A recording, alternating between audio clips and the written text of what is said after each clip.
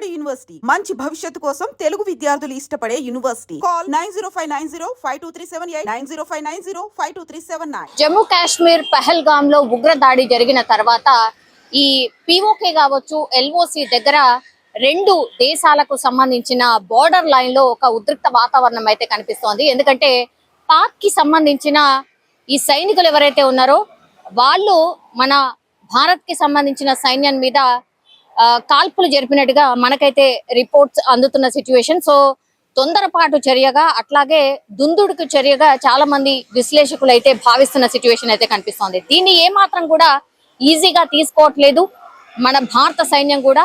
అదే విధంగా ఆ కాల్పులను తిప్పి కొడుతున్న సిచ్యువేషన్ అయితే కనిపిస్తోంది. సో యుద్ధాన్ని కోరుకుంటుందా పాక్ అనేటువంటిది ఒకవైపు టాక్ నడుస్తున్న సిచ్యువేషన్ అయితే కనిపిస్తోంది. సో ఎల్ఓసి దగ్గర ప్రస్తుతం పాక్ ఆర్మీ అండ్ మన ఆర్మీ మధ్య మాత్రం ఒక యుద్ధ వాతావరణం కనిపిస్తున్నట్టు స్పష్టంగా అర్థమవుతోంది. అలాంటి రిపోర్ట్సే అందుతున్నాయి. ఇప్పటి వరకు మాత్రం ప్రాణ నష్టం కావచ్చు, లేదంటే గాయాల పాలైనటువంటి సిచ్యువేషన్ కావచ్చు, దానికి సంబంధించిన వార్తలు ఎక్కడా రావట్లేదు. కానీ అడపాదడపగా పాక్ సైన్యం మన సైన్యం మీద కాల్పులు జరుపుతున్నట్టుగా వార్తలు అయితే ప్రస్తుతం అందుతున్న సిచ్యువేషన్ అయితే కనిపిస్తోంది. సో అర్ధరాత్రి ఈ కాల్పులకు తెగబడినట్టుగా మనకైతే రిపోర్ట్స్ అందుతున్న సిచ్యువేషన్ అయితే కనిపిస్తోంది. ఇంకోవైపు ఏమో పహల్గామ్ లో ఎప్పుడైతే ఈ ఉగ్రదాడి జరిగిందో అప్పటి నుంచి కూడా పూర్తిగా జమ్మూ కాశ్మీర్ ఆ చుట్టుపక్కల ప్రాంతాల్లో పూర్తిగా మన సైన్యం ఆధీనంలోకి తీసుకొని రంగంలోకి దిగినటువంటి సిచ్యువేషన్ అయితే కనిపిస్తోంది. ఎక్కడైతే ఉగ్రవాదుల స్థావరాలు ఉండొచ్చో వాటన్నిటినీ కూడా జల్లెడ పడుతున్నారు. అట్లాగే ఈ రోజు మనకున్నటువంటి సమాచారం ప్రకారం అయితే ఈ లష్కర్ ఏ తోయిబాకు సంబంధించిన కీలక నేత కూడా హతమైనట్టుగా మనకున్నటువంటి ఇన్ఫర్మేషన్. సో సీరియస్ గా గాలింపు అయితే కొనసాగుతోంది. ఉగ్రవాదులకు సంబంధించిన వేట మాత్రం చాలా సీరియస్ గా కొనసాగుతోంది. ఇంకోవైపు ఏమో ఇదంతా జరుగుతుంటే మొన్న ఎప్పుడైతే ఈ పహల్గామ్ లో దాడి జరిగిందో ఆ దాడిలో అక్కడ స్థానికంగా ఉన్నటువంటి ఒక ఇద్దరు ఉగ్రవాదులు ఎవరైతే ఉన్నారో వాళ్ళు అంటే జమ్మూ కాశ్మీర్ కి సంబంధించిన పౌరులే, కానీ పాకిస్తాన్ కి వెళ్ళి అక్కడ పూర్తిగా ట్రైనింగ్ అంతా తీసుకొని ఈ ఉగ్రవాద కార్యకలాపాలకు సంబంధించిన ట్రైనింగ్ అంతా తీసుకొని ఇక్కడికి వచ్చి అంటే దాడి చేసినట్టుగా పూర్తిగా ఇన్ఫర్మేషన్ అయితే కనుగొన్నారు.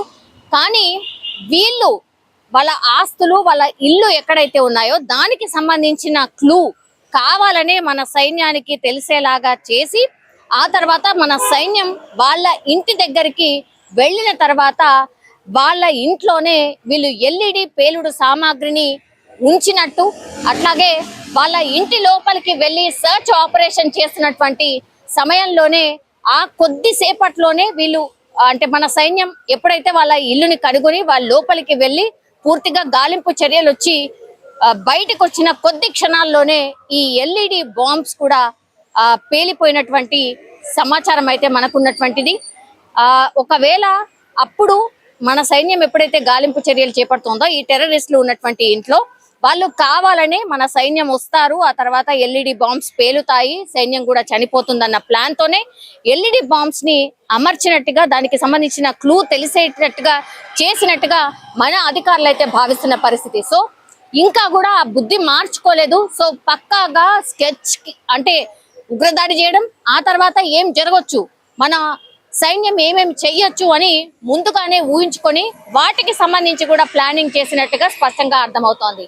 త్రుటిలో మన సైన్యం ఆ ఎల్ఈడి బాంబ్స్ నుంచి దేవుడి దయతో తప్పించుకున్న పరిస్థితి. సో వీళ్ళ బుద్ధి మారలేదు, అట్లాగే వీళ్ళు ఏదైతే కోరుకుంటున్నారో అది ఇంకా కూడా ఇంప్లిమెంట్ చేసే అవకాశమే కనిపిస్తోంది. ఎందుకంటే నిఘా వర్గాలు కూడా అదే చెప్తున్నాయి, ఈ ఒక్కటే కాదు ఇంకా పేలుళ్లు జరిగే అవకాశం ఉంది అనేటువంటిది నిఘా వర్గాలు స్పష్టంగా చెప్తున్న సిచ్యువేషన్ అయితే కనిపిస్తోంది.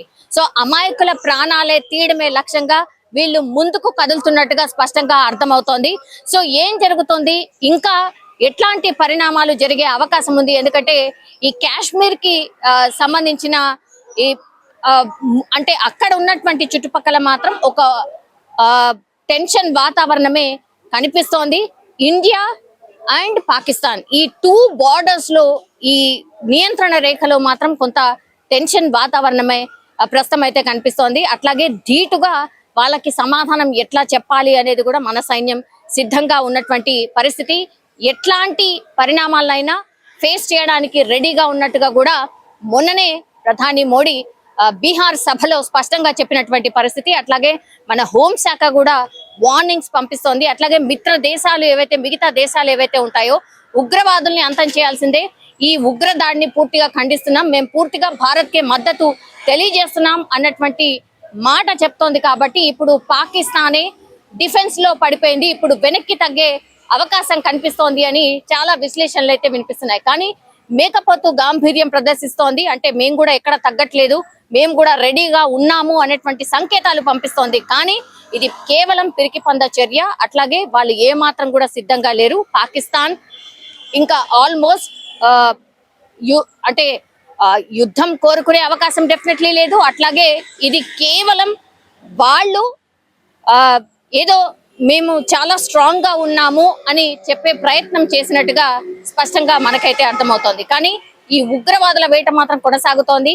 వాళ్ళకు సంబంధించిన స్కెచ్ ని కూడా పూర్తిగా అంతటా సర్క్యులేట్ అయిపోయిన పరిస్థితి. ఎవరైనా సరే ఈ ఉగ్రవాదులకు సంబంధించిన సమాచారం ఇచ్చిన వాళ్ళకు కూడా 20 లక్షల క్యాష్ మనీ అనౌన్స్ చేసిన సిచ్యువేషన్ అయితే కనిపిస్తోంది. కానీ ఉగ్రవాదుల కోసం వేట మాత్రం చాలా సీరియస్ గా కొనసాగుతుంది. ఇప్పుడు ఈ ఇద్దరు లోకల్లీ ఎవరైతే ఈ మొన్న ఇన్సిడెంట్ చేసిన వాళ్ళు ఎవరైతే ఇళ్ళు ఉన్నాయో వాటిని అయితే పూర్తిగా సైన్యం ఆధీనంలోకి తీసుకోవడమే కాదు, వాళ్ళు పెట్టిన బాంబ్స్ వల్ల అవి పేలిపోయిన పరిస్థితి.